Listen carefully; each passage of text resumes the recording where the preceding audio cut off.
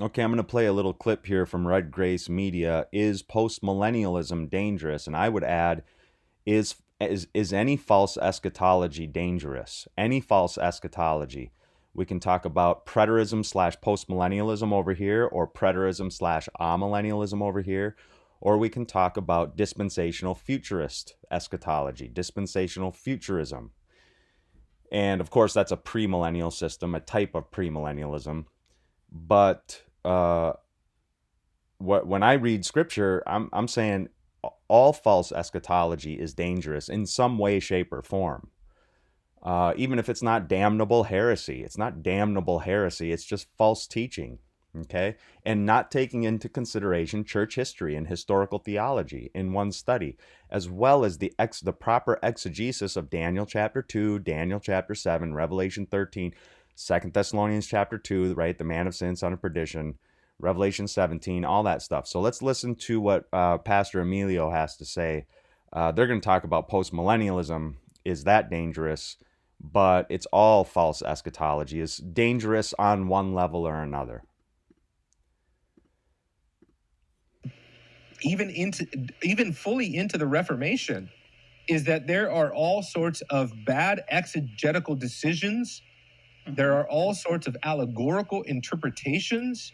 There are all sorts of hyper spiritualizations going on from interpreters, and that not even Calvin or the Puritans really had as much, in my opinion, as much exegetical faithfulness in the area of eschatology, I would argue, than that what we have right now. And so I would argue that especially right around the time of Voss and Bavinck and people like that, you begin to really see much more self-conscious, exegetical kind of development of the whole subject of eschatology. And today we have tremendous resources that are far superior as you develop eschatology than what we had centuries ago. So that's something that we need to be very aware of. I think when you look at even the confessional tradition of historic Reformed Orthodoxy, I think you have summaries, you have very generic statements about eschatology, but you certainly do not have the level of specificity that you have today. So I think... Wow. You want to talk about Laodicean Church Age thinking right there. Here's Laodicean Church Age. Remember that? The Laodicean Church Age? Let's go to Revelation chapter 3. Laodicean Church Age. Watch this. Played out. This is the seventh church that is being written to the angel of the church in Laodicea. I know your works. You are neither cold nor hot. Would that you were either cold or hot. So because you are lukewarm and neither hot nor cold, I will spit you out of my mouth. For you say, here's verse 17 right here. This is realized in what Pastor Emilio was just saying. Oh, we have more resources today and better resources today than they did in John Gill's time and Jonathan Edwards' time, all that kind of thing. So for you say, I am rich, I have prospered, I need nothing, not realizing that you are wretched, pitiable, poor, blind, and naked. See that? Pastor Emilio thinks we're rich today with all these rich resources. And in fact, we can go to Jonathan Edwards right at the click of a button. Here's Jonathan Edwards' History of the Work of Redemption. Right up in the upper left, Works of Jonathan Edwards. It's volume 1. I'm way down here in A History of the Work of Redemption. Open that up. Period 3, from Christ's resurrection to the end of the world. And part 4, to the Reformation. And that's where I am here. But look at this, right at the click of a button. I come now to the darkest and most dismal day that ever the Christian church saw, and probably the darkest that it ever will see, from the rise of Antichrist till the Reformation by Luther and others. The true church in this space was for many hundred years in a state of obscurity, like the woman in the wilderness of Revelation chapter 12, 1260 years. Day equals year principle is what Jonathan Edwards is going to talk about. Day equals year principle. And that comes from Daniel 7. Let's go to Daniel 7. Right? The visions of the 4 beasts that come up out of the sea, different from one another. The Babylonian, Medo-Persian, the Grecian, and the Roman Empire is the 4th beast, terrifying and dreadful. and exceedingly strong. It had 10 horns, and then among these 10 horns, a little one came up, before which 3 of the first horns were plucked up by the roots. So 10 horns after the fall of the Roman Empire, 3 are plucked up by the roots before this little horn could arise, and it had a mouth speaking great things. A mouth speaking great things. Let's go all the way down to verse 25. More attributes of the little horn. He shall speak words against the Most High, wear out the saints of the Most High, think to change the times and law. They shall be given into his hand as he wears them out, for a time, times, and half a time. For a time, times, and half a time. Now, this is what Jonathan Edwards is talking about right here. I'm far from pretending to determine the time when the reign of Antichrist began, but it is certain that the 1260 days, the time times half a time, 42 months, or years. Jonathan Edwards is utilizing the day equals year principle, and he is correct to do so. But the 1260 years of Daniel 7, 25 in the little horn, time times half a time, according to Edwards, did not commence before the year of Christ 479. Okay, did not commence before the fall of the Roman Empire, but rather awaited the fall of the Roman Empire. Here's Tertullian and Hippolytus. Tertullian, early 3rd century. He dies in early 3rd century, latter part of the 2nd century he lives, into the early 3rd. Father of Latin Christianity. Ante-Nicene fathers. That means pre-Nicaea. So these are fathers who wrote before the Council of Nicaea in 325 AD. That's why they're anti, before, pre. That day, okay, let's go down. What obstacle? What restrains that he might be revealed in his time? 2 Thessalonians chapter 2. There was a restrainer to the man of sin, son of perdition, coming on the scene. That's what Tertullian is talking about. What obstacle is there but the Roman state? The Roman state was the restrainer, and the falling away of which, or the ending of which would not come until 476 AD. So Tertullian couldn't see when that would happen. He died in the early 3rd century AD. But he knew that he was living in the 4th beast of Daniel chapter 7, the Roman Empire, or the Roman state. And upon its ruin, being scattered into 10 kingdoms, shall introduce Antichrist upon its own ruins. And Tertullian also urges that Christians pray for the continuation of the Roman Empire, because when the restrainer of 2 Thessalonians, is taken out of the way, the Antichrist will rise to power and persecute the bride of Christ. Here's Tertullian.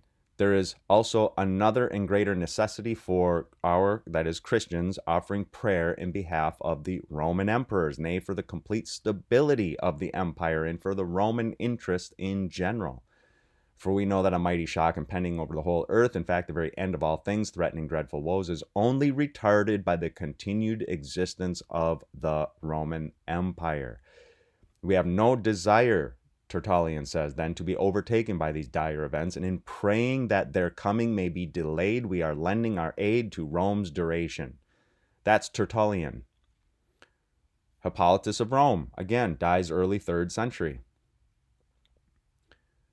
And he talks about the Antichrist only rising to power after the fall of the Roman Empire, just like Jonathan Edwards did all the way up in the 18th century, the 1700s, Jonathan Edwards. So we're going from the early 3rd century all the way to the 18th century. The vision of Nebuchadnezzar, he goes through Daniel chapter 2, and he sees the parallel between Daniel chapter 7 and Daniel chapter 2. They're parallel prophecies.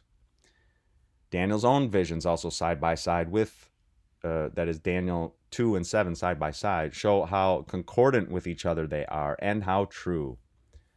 So it goes through Daniel 7, the little horn. Hippolytus goes on to explain where the church was in his time. He says, the 4th beast, dreadful, terrible. And who are these but the Romans? Which kingdom is meant by the iron? The kingdom which is now established. For the 2 legs of iron of Daniel chapter 2 is the Roman Empire.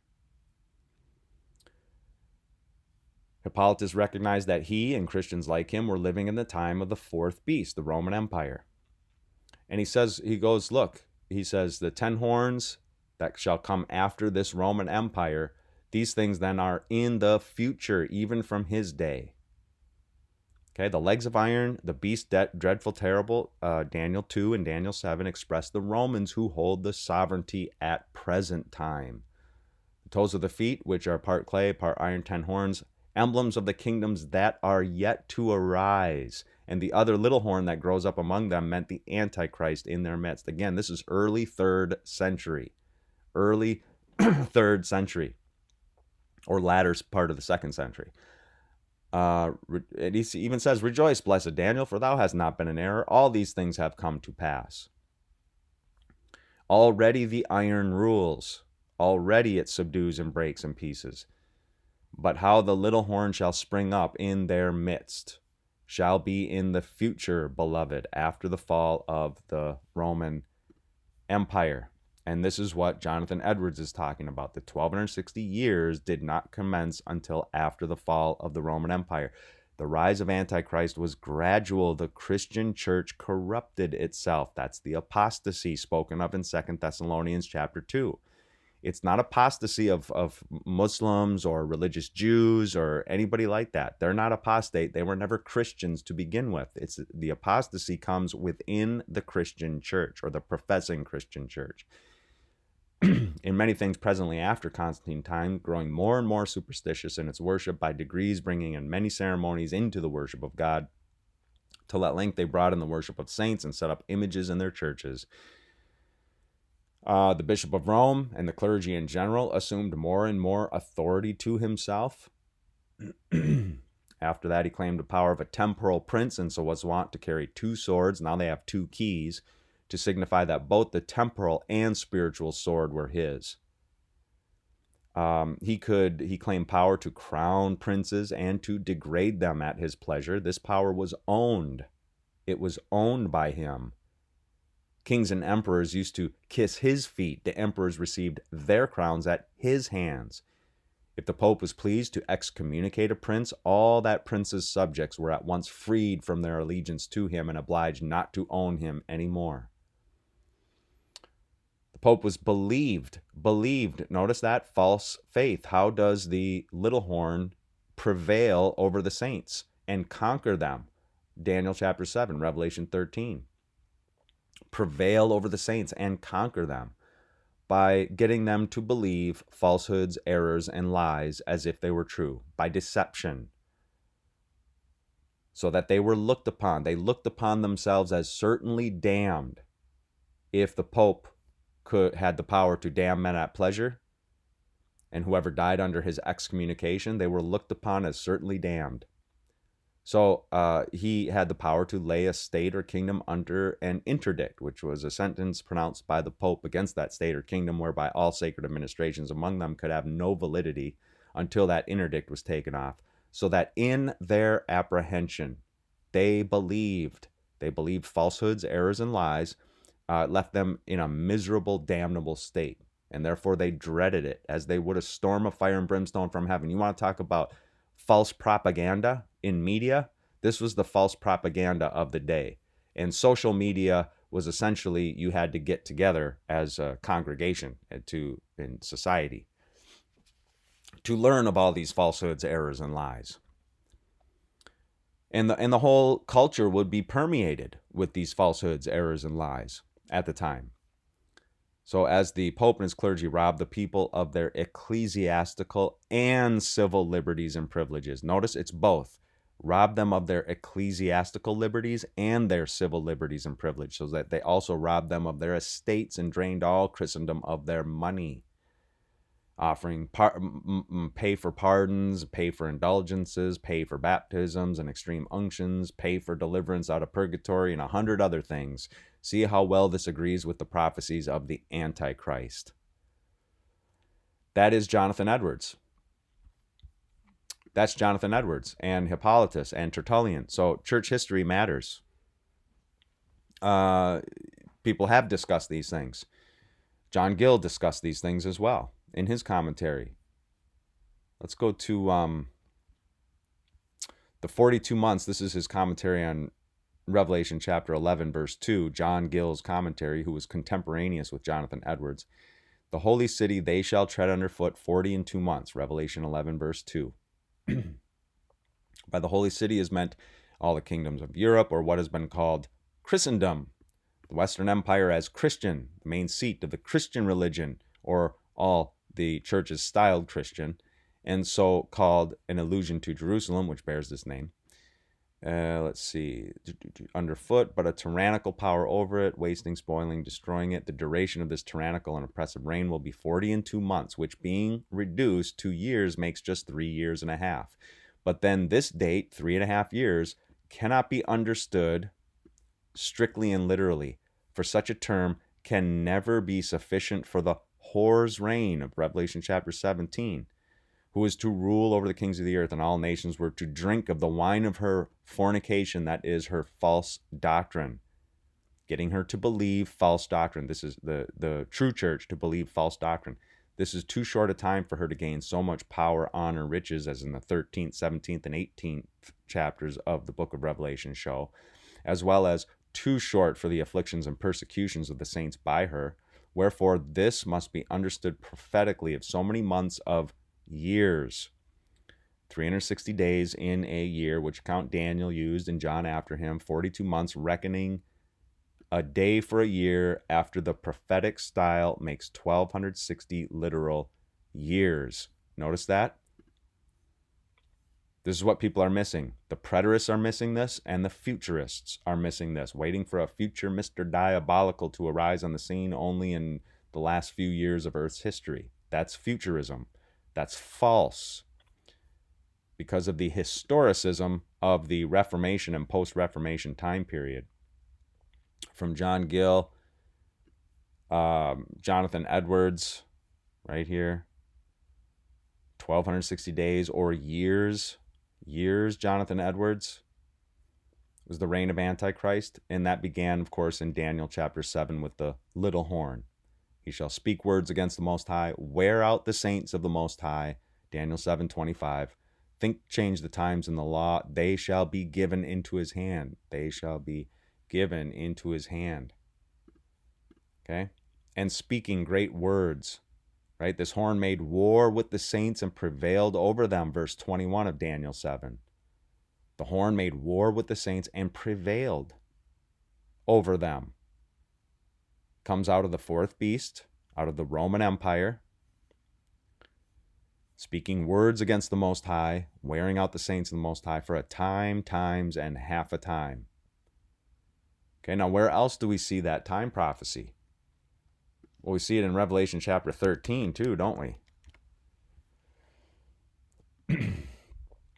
This time the little horn is called the beast that rises up out of the sea. This is the Antichrist.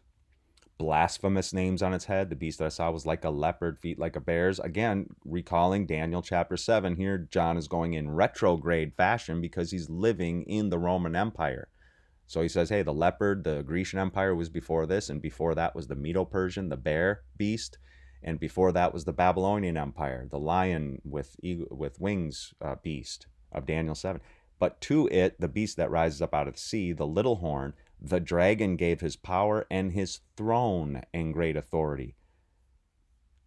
Antichrist, the sea beast, has a throne given to it by not God, but Satan. Satan's throne is where the Antichrist sits.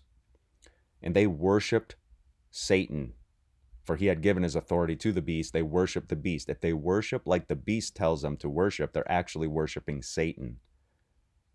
According to Scripture, the beast was given a mouth uttering haughty and blasphemous words, always a mouth, always propositions, always assertions, false doctrine.